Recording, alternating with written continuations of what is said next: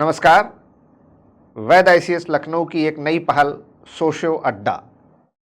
जी हाँ, सोशो अड्डा शुरू करने का ख्याल इसलिए आया कि हम आप जो लोग समाज के जागरूक नागरिक हैं या जो लोग सिविल सर्विसेज की तैयारी कर रहे हैं या जो समाज से जुड़े मुद्दों पर जानकारी प्राप्त करना चाहते हैं कि ये सामाजिक मुद्दा क्यों घट रहा है, उसके पीछे के कारण क्या है, इसके पीछे समाजशास्त्रीय दृष्टिकोण और चिंतन क्या कहता है, और समाज के बारे में थोड़ा बेहतर से जानने, समझने और गहराई से उसको विश्लेषण करने की जो हमारी क्षमता है उसमें विस्तार हो, तो हमने अपने सोशियोलॉजी के एक्सपर्ट अजय सर से रिक्वेस्ट किया कि क्यों ना हम लोग बातचीत के माध्यम से अपने सोशल इश्यूज़ और ऐसे तमाम मुद्दों को जो हमारे आपके जीवन में, हमारे आपके समाज से जुड़े हुए हैं, उन मुद्दों पर बातचीत करें।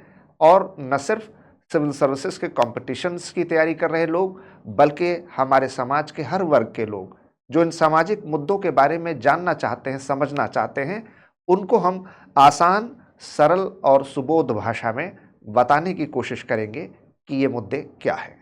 हमारा आज का ज्वलंत मुद्दा है प्रवासन, माइग्रेशन। इसी पर हमारी चर्चा होगी, जिसमें हमारे एक्सपर्ट, हमारे फैकल्टी हेड, हमारे सोशियोलॉजी के रिनाउंड टीचर अजय सर हमारे साथ हैं। बहुत बहुत आपका स्वागत। नमस्कार सर। नमस्ते। सर, जैसे कि आपसे पहले बातचीत हुई कि क्यों ना हम लोग समाज से जुड़े कुछ महत्वपूर्ण विषयों को एक सरल भाषा में बातचीत करके समझाने की कोशिश करें, जिसमें हमारे स्टूडेंट्स और व्यूअर्स दोनों समझ पाएँ। जी जी। तो पहला जो विषय हम लोगों ने चुना था वो है प्रवासन, माइग्रेशन। तो मेरा पहला सर सवाल आपसे यही है कि प्रवासन या माइग्रेशन कहते किसे हैं, इसका अर्थ क्या है? बड़ी संख्या में एक स्थान से, सामान्य रूप से अपने मूल निवास स्थान से दूसरे स्थान पर लोगों का जाना प्रवास कहलाता है। जी। तो अगर हम अपने देश को देखें तो हम लोगों की जो भी रिहायशी बस्तियां हैं वो मूल रूप से दो भागों में विभाजित हैं। एक तो आपका शहरी और दूसरी ग्रामीण। जी। इनके बीच भी जो लोगों का आवागमन होता है या फिर इन्हीं बस्तियों के बीच एक स्थान से दूसरे स्थान पे जो लोगों का जाना आना होता है, उसको हम सामान्य रूप से प्रवास कहते हैं। जी। देश में अगर देखा जाए तो 4 तरीके के प्रवास मिलते हैं।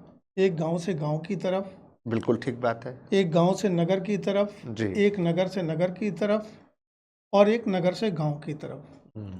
परंपरागत रूप से देखा जाए तो हमारे यहाँ जो सबसे बड़ा प्रवास होता है वो गांव से गांव की दिशा में होता है और उसमें भी सबसे बड़ा हिस्सा स्त्रियों का होता है और वो मूलभूत रूप से विवाह के माध्यम से होता है। आपने बड़ी रोचक और बड़ी तथ्यात्मक रूप से महत्वपूर्ण बात बताई कि प्रवासन सबसे ज्यादा गांव से गांव की ओर होता है जी और बड़ी संख्या में स्त्रियों का होता है। जी आमतौर पर जो लोगों की समझ है या जो लोग बात करते हैं तो समझते हैं कि गांव से शहरों की ओर होता है और पुरुषों का होता है, लेकिन आपने एक बहुत नई समाजशास्त्रीय दृष्टि दी इसको।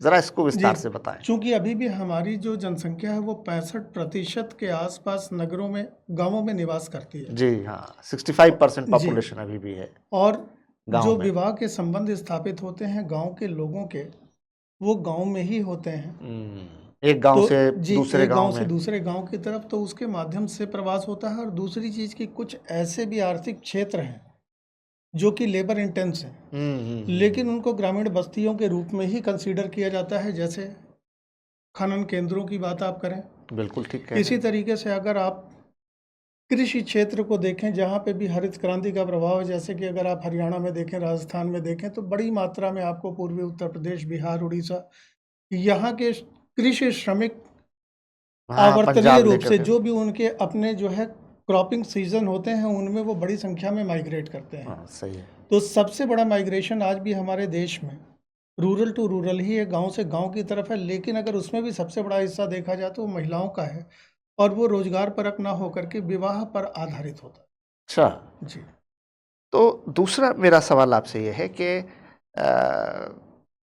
क्या ये अंतर्राष्ट्रीय स्तर पर भी प्रवासन देखा जाता है? जी, अंतर्राष्ट्रीय स्तर पर, लेकिन वो मुख्य रूप से अगर देखें तो रोजगार परक होता है।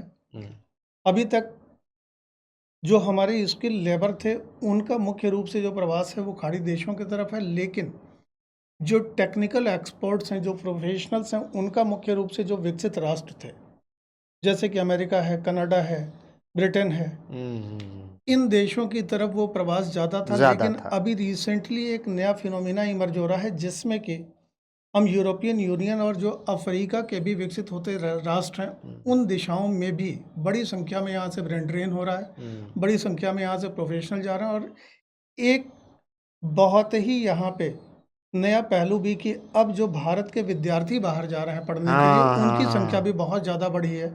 जैसे कि केवल 2023 में ही 7.5 लाख से अधिक विद्यार्थी विदेशों में शिक्षा लेने के लिए गए। जी। आपने फिर से एक बड़ी महत्वपूर्ण जानकारी दी, क्योंकि हम देखते हैं कि आज विश्व में जहाँ भी कहीं युद्ध या इस तरीके के संकट के हालात बनते हैं, तो सबसे पहले एक बड़ी चिंता हमारे सरकार के सामने ये आती है कि हमारे देश से बहुत सारे विद्यार्थी जो विदेशों में पढ़ने गए हैं, जैसे कि जब रूस यूक्रेन का युद्ध शुरू हुआ तो बड़ी संख्या में हमारे विद्यार्थी भारत सरकार अपने कार्यक्रम, विशेष कार्यक्रम चला करके जी, लाई। जी। इस तरह से अभी जो खाड़ी देश में स्थिति बन रही है, उसमें भी हमने देखा कि हमारी सरकार बड़ी संख्या में उनको बाहर भारत लाने की योजना बना रही जी, है। जी। तो ये जो विद्यार्थी एक बड़ा वर्ग है, श्रमिक एक वर्ग है, स्किल्ड फोर्स एक बड़ा वर्ग है, और जैसा कि आपने कहा प्रोफेशनल्स बड़ा वर्ग है। तो ये तो अपने अपने पढ़ाई के लिए या रोजगार के लिए या बेहतर जिंदगी या बेहतर लाइफ अपॉर्चुनिटीज के लिए जाते रहे। हम लोगों ने वो दृश्य भी देखा कोविड के समय में कि बड़ी संख्या में भारत में जो हमारे श्रमिक वर्ग के लोग भारत के अलग अलग राज्यों में जाकर काम कर रहे थे, जब लॉकडाउन की स्थिति आई तो वो फिर वापस अपने अपने घरों और अपने अपने गांवों की ओर लौटे। उस समय भी संसद में यह बड़ा बहस का मुद्दा बना था कि ऐसे कितने लोग हैं, इनकी संख्या क्या है और इनका किस तरह से फिर पुनर्वास किया जाएगा, स्किल मैपिंग होगी, तमाम योजनाएं सरकार बता रही थी। लेकिन तब हमारे पास कोई आंकड़े नहीं थे। मिनिस्ट्री ने कहा कि साहब हमारे पास रजिस्टर्ड डेटा नहीं है।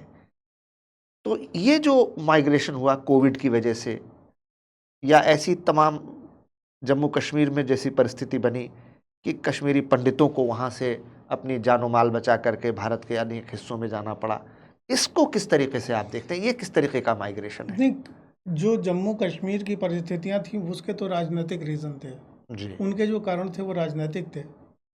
लेकिन अभी जब आप कोविड के समय की बात करते हैं तो अभी भी हमारे देश में जो माइग्रेशन है, तो माइग्रेशन के डेटा को रिकॉर्ड करने का काम या तो हमारे सेंसस के डेटा के आधार पर किया जाता है, या तो फिर नेशनल सैंपल सर्वे और जो पीरियोडिक लेबर फोर्स सर्वे है उसके आधार पर ही इन आंकड़ों की गणना की जाती है। जी। लेकिन अभी हम उसके लिए वेल इक्विप्ड नहीं हैं, हमारे पास उतने संसाधन नहीं हैं कि हम उसको, क्योंकि हम अभी भी जो गिनती करते हैं एक बहुत बड़े आइसबर्ग के एक छोटे से टिप को ही कैलकुलेट करते हैं। बिल्कुल ठीक कह रहे हैं। जैसे कि उदाहरण के लिए कि अगर हम अपने जनगणना के आंकड़ों को लें तो 10 साल में एक बार जनगणना होती है, और 10 साल में जब हम एक बार गिनते हैं तो हम माइग्रेंट उसको मान लेते हैं कि जिसका पिछली जनगणना और इस जनगणना में किसी भी तरीके का पते का बदलाव है। हाँ। जबकि हमारे यहाँ जो लेबर फोर्स है वो हर साल ही मल्टीपल टाइम एक जगह से दूसरी जगह आवर्ती प्रवास के क्रम में जो है एक जगह से दूसरी जगह माइग्रेट करती है। इसी तरीके से फुटलूस माइग्रेशन भी होता है कि रोजगार के तलाश में लोग एक एक जगह पे काम पूरा होता जाता है, दूसरी जगह जाते रहते हैं, उनको काउंट करने का यहाँ पे किसी भी तरीके का प्रोविज़न नहीं है। तो हम वास्तव में प्रवासियों की एग्जैक्ट नंबर्स को और उनके प्रवास का जो भी प्रवृत्ति है उसको हम मेजर करने या उसको रिकॉर्ड करने के अभी हमारे पास कोई संसाधन नहीं थे। ये कमी हमको स्पष्ट रूप से कोविड के समय दिखाई पड़ी। केवल फर्स्ट वेव ऑफ कोविड में ही ये माना जाता है कि कम से कम नगरीय क्षेत्र से ग्रामीण क्षेत्र की तरफ 4 करोड़ लोग वापस अपने घरों ने पर लौटे। रिवर्स माइग्रेशन किया, वापस अपने घर की तरफ लौटे। जबकि ये संख्या इससे भी बड़ी हो सकती है। इस तरीके की प्रवृत्ति ने जो हमारे देश में अभी भी जो इनफॉर्मल सेक्टर में जो लोग एम्प्लॉयड हैं उनको किसी भी तरीके का सोशल सिक्योरिटी या इकोनॉमिक सिक्योरिटी का नेट प्रोवाइडेड नहीं है, इस बात को उसने एक्सपोज किया। तो सबसे बड़ी समस्या यही थी। अगर हम इसको प्रॉपरली कैलकुलेट कर सकें, इनको हम नोट डाउन कर सकें, इनके आंकड़ों को हम व्यवस्थित कर सकें, जैसे कि अभी आप रिसेंटली देखें कि कोविड के बाद हम लोगों ने ई श्रम पोर्टल की स्थापना की, जिसमें कि वो जो रिवर्स माइग्रेशन से माइग्रेंट्स आए थे वो उसको अपना रजिस्टर कर सकते थे।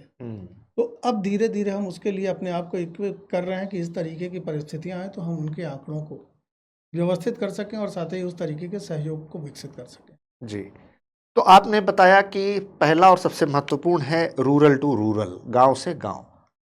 फिर दूसरा है रूरल टू अर्बन। थोड़ा सा इसके विषय में भी प्रकाश डालें।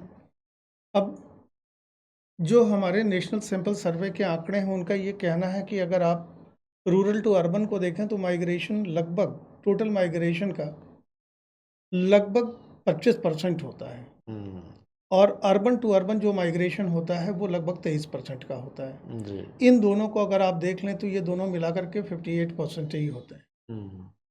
तो जो रेस्ट है वो सामान्य सी बात है कि वो या तो आपके बहुत सीमित संख्या में नगर से गांव की तरफ होंगे या मोस्टली आपके गांव से गांव की तरफ होंगे।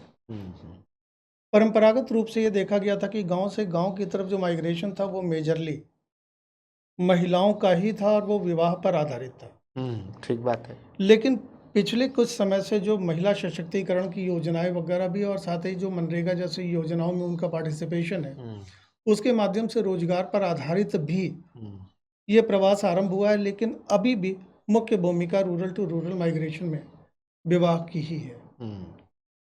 दूसरी जब आता है बात गांव से नगर की तरफ, तो गांव से नगर की तरफ जो प्रवास है वो मुख्य रूप से रोजगार के अवसरों के संदर्भ में, क्योंकि कहीं ना कहीं दो कारक होते हैं, एक होता है खिंचाव के कारक, एक होता है दबाव के कारक। खिंचाव के कारक का मतलब यह है कि आपके नगरीय केंद्रों में आधारिक सुविधाएं इतनी ज़्यादा विकसित हों कि लोग बेहतर जीवन अवसर की अभिलाषा में उससे आकर्षित होकर उसकी तरफ जाएं। ठीक कह रहे हैं।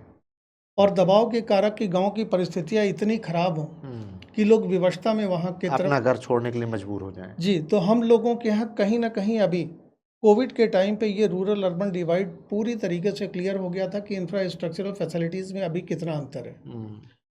तो जब वो लोग लौट करके आए तो उसके बाद फिर से रीमाइग्रेशन शुरू हुआ, क्योंकि गांव पे अभी भी आधारिक सुविधाएं उतनी ज़्यादा नहीं थी। हाँ, गांव में आ तो गए, अब करेंगे क्या? करेंगे क्या, तो अभी भी वो वापस जा रहे हैं और वो जा रहे हैं रोजगार की तलाश में। लेकिन अगर आप देखें तो जो शहर से शहर की तरफ का माइग्रेशन है वो मुख्य रूप से या तो स्टूडेंट्स का होता है या तो प्रोफेशनल्स का होता है। मतलब कि जो पढ़े लिखे लोग हैं, जो हाई सैलरीड क्लास है, वो नगरों से नगरों की तरफ प्रवास मुख्य रूप से करता है। अभी भी भारत के संदर्भ में ये देखा जाता है कि हमारे यहाँ जो प्रवास की प्रवृत्ति है वो अंतर्राज्यीय इंट्रा स्टेट ज़्यादा है। लोग गांव से अभी तत्काल अपने निकटवर्ती जो भी उनके टीयर 2 टीयर 3 सिटी होते हैं वहाँ पे भी अब इस समय इंफ्रास्ट्रक्चरल डेवलपमेंट काफ़ी है, तो वहाँ के लिए वो माइग्रेट करते हैं, वो बहुत दूर नहीं जाते। तो वो मुख्य रूप से इंट्रा स्टेट मतलब कि 85% लगभग अभी हम लोग अपने राज्य के भीतर ही माइग्रेट करते हैं और केवल 15% ही ऐसा होता है कि हम राज्य के बाहर भी मतलब कि पैन इंडिया रेफरेंस में माइग्रेशन करते हैं। मतलब जैसे कि अगर इंट्रा स्टेट का मतलब अपने ही राज्य के भीतर गांव से किसी पड़ोसी जिले या शहर में आते हैं। यानी अगर हमारे पूर्वांचल उत्तर प्रदेश का किसी गांव का कोई परिवार है, कोई व्यक्ति है, तो वो गोरखपुर, बनारस, इलाहाबाद, लखनऊ ऐसी जगहों पर इस आए। तरीके के निकटवर्ती नगर में ही वो प्रवास करता है जी। लेकिन जब आप वहीं प्रोफेशनल्स की बात करेंगे तो वो हो सकता है कि वही आपका इलाहाबाद का व्यक्ति आपको हैदराबाद में, गुड़गांव में, बेंगलुरु में, मुंबई में कहीं भी आपको दिखाई पड़ेगा। तो वो जो है वो प्रोफेशनल्स जो है वो पैन इंडिया करते हैं और सामान्य रूप से जो हमारा प्रवास है जो रोजगार की तलाश में, जो कि अकुशल, अर्धकुशल या कुशल श्रमिकों के रूप में है, तो वो आप देखेंगे कि मेजरली आपका इंट्रा स्टेट ही होता है। वो इंटर स्टेट या पैन इंडिया रेफरेंस में कम मिलता है। ठीक कह रहे हैं। तो ये जो माइग्रेशन होता है इसका समाज और अर्थव्यवस्था पर क्या असर पड़ता है, संस्कृति पर क्या असर पड़ता है, आपकी समाजशास्त्रीय दृष्टि क्या कहती है? सबसे बड़ी चीज़ तो ये है, अगर आप अर्थव्यवस्था के संदर्भ में देखें तो अर्थव्यवस्था में पहला प्रभाव तो ये है कि लोग कहीं ना कहीं रोजगार की तलाश में मतलब कि अपनी जीविका को अर्जित करने और बेहतर जीवन स्तर को अर्जित करने के संदर्भ में जाते हैं, तो हो सकता है कि उनकी जीविका बढ़ती हो। उनके यहाँ अगली जो पीढ़ियाँ उनको बेहतर शिक्षा के अवसर मिल सकते हैं, हो सकता है कि उनको स्वास्थ्य के अवसर मिल सकते हों, जी। जबकि ऐसा कम ही होता है क्योंकि अभी भी हमारे यहाँ जो आर्थिक उदारीकरण के बाद के दौर को अगर आप देखें तो यहाँ पे इनफॉर्मलाइजेशन ऑफ जॉब, अनौपचारिकरण हुआ है रोजगार का। इनफॉर्मल सेक्टर की ग्रोथ हुई है जहाँ पे किसी तरीके की जॉब सिक्योरिटी, सोशल सिक्योरिटी, इन सब चीज़ों की व्यवस्था नहीं है। तो पहली चीज़ तो यह है कि वो मुख्य रूप से अपने आप को जीवित बनाए रखने के लिए, अपने सब्सिस्टेंस नीड्स को फुलफिल करने के लिए जाते हैं। लेकिन उसका इम्पैक्ट अगर आप कल्चरल रेफरेंस में रूरल एरियाज़ में देखें तो एक टर्म इस समय क्वाइन किया गया जिसको कहते हैं फेमनाइजेशन ऑफ एग्रीकल्चर या कृषि का नारीकरण। वहाँ पे महिलाओं के ऊपर एक दोहरी जिम्मेदारी विकसित हो गई है कि वो अपने परंपरागत जो भी उनके क्रियाकलाप हैं, जो भी भूमिकाएं हैं, उनको तो वो संपादित करें, अब खेती-बाड़ी लेकिन में साथ भी में खेती-बाड़ी करें और उससे उनके सामने बहुत सारी समस्याएं भी उत्पन्न होती हैं। बहुत सारी समस्याएं इस संदर्भ में कि अगर हम देखें तो हमारा जो अभी कंट्री है वो ट्रेडिशनली पैट्रियार्कल है और जो टाइटल होती है, जो भूमि स्वामित्व होता है, वो सामान्य रूप से पति के नाम पे होता है। हुँ, तो अगर महिलाएं चाहें तो सीधे-सीधे उनको किसी तरीके की क्रेडिट की ऑफरिंग नहीं होती है। उनकी अगर मेहनत हो रही है और वो किसी तरीके की उसके ऊपर इंश्योरेंस या सिक्योरिटी को क्लेम नहीं कर सकते हैं, बहुत सारी योजनाओं का फ़ायदा वो सीधे-सीधे नहीं उठा सकते, क्योंकि उनका एंटाइटलमेंट नहीं होता है, वो उस भूमि के वास्तविक स्वामी नहीं होते। नहीं है, बिल्कुल सही तो बात। बगैर अधिकार के वो श्रम करती हैं और सामान्य रूप से ऐसा श्रम करती हैं, जो कि या तो उनको लो वेजेस प्रोवाइड करता है या विदाउट वेजेस ही वो उसको काम करती हैं।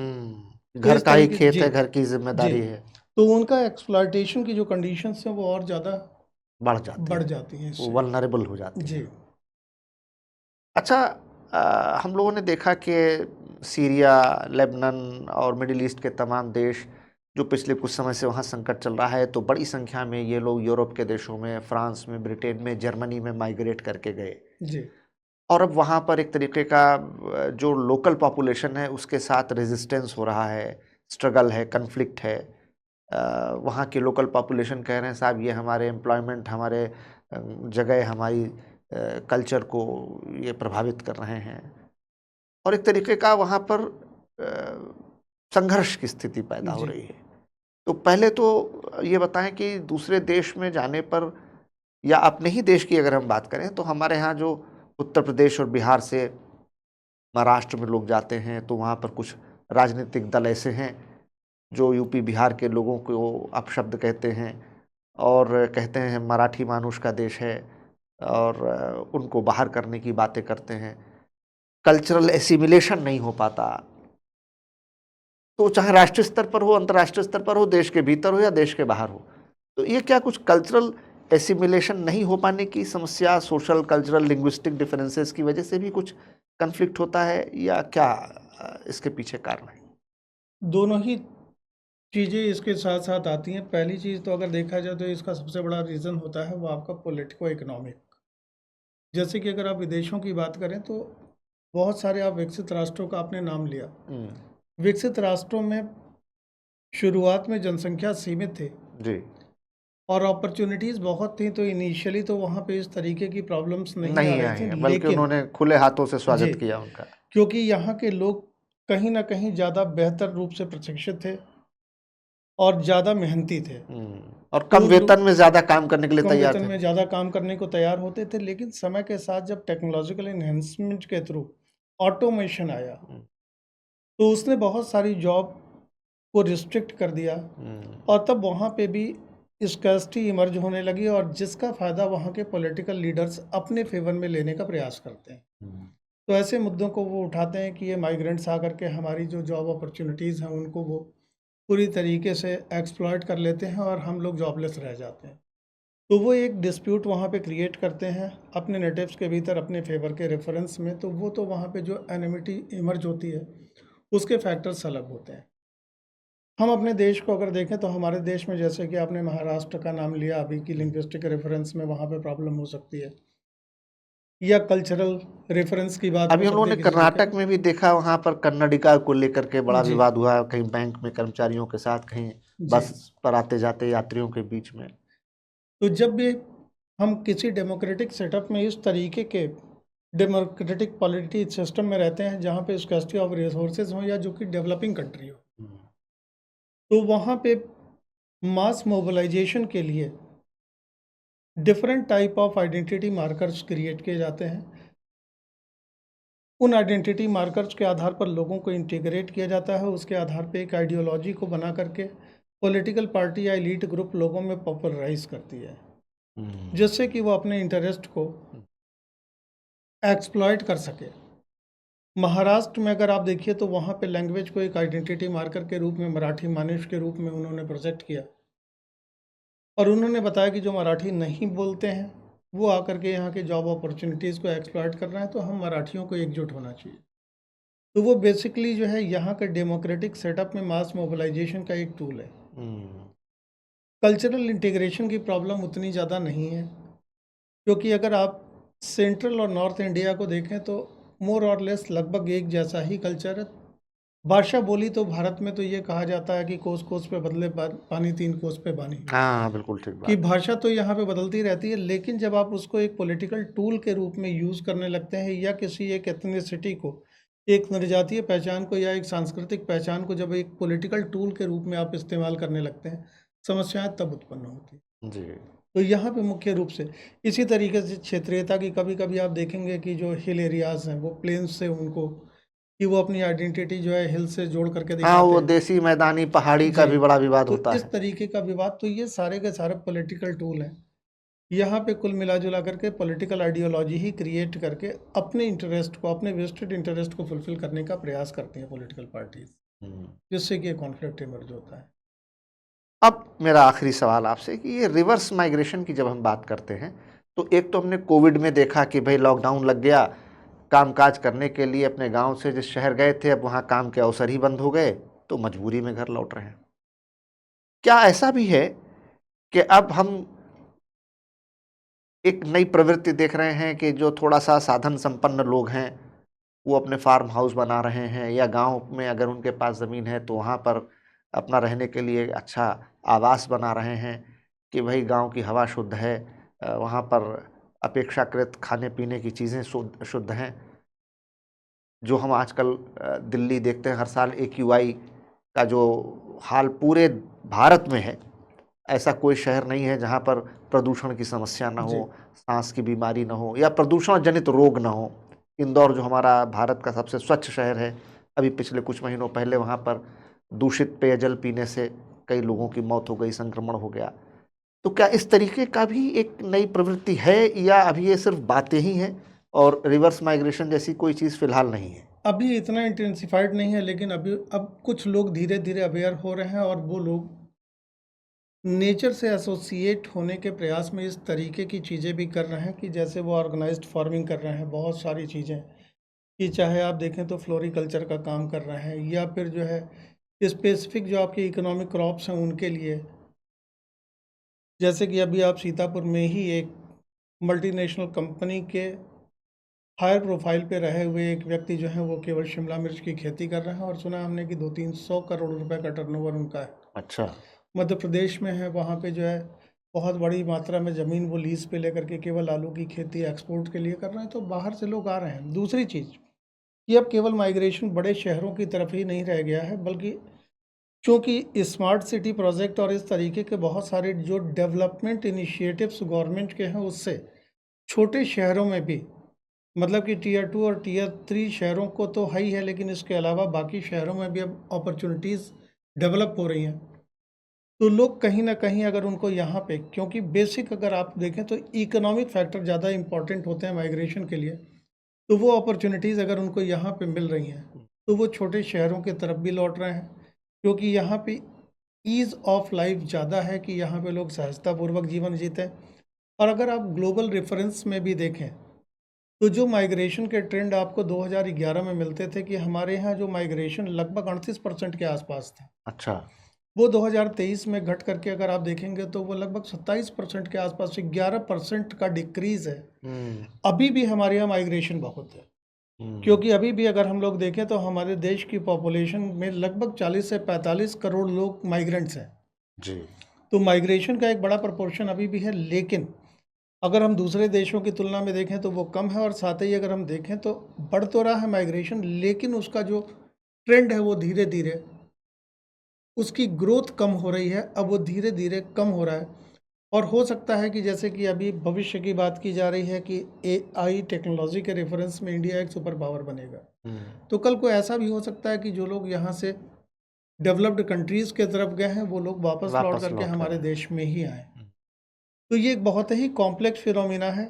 इसके ऊपर अभी हमारे पास गवर्नमेंट से एसोसिएटेड कोई इस तरीके के कॉन्क्रीट डेटा नहीं है जिससे कि हम इसकी एकदम क्रिस्टल क्लियर पिक्चर आपको स्पष्ट कर सके, क्योंकि ये एक बहुत कॉम्प्लेक्स फिनोमिना है बिल्कुल ठीक और है। उसके लिए हम लोग बहुत ज़्यादा गियर्ड अप नहीं है, बहुत सारे संसाधन हमारे पास नहीं थे। लेकिन अब कोविड के बाद से सरकार इसकी तरफ ध्यान दे रही है। अब तरह तरह के आंकड़ों को इकट्ठा करने के लिए विभिन्न प्रयास उसने डिजिटल प्लेटफॉर्म से भी और जो परंपरागत तरीके हैं उनसे भी उसने आरंभ किया है। जैसा कि आपने देखा कि हमने इस बार जो सोशियो अड्डा में पहला विषय उठाया माइग्रेशन का, उसमें हमारे एक्सपर्ट अजय सर ने अपनी राय रखी।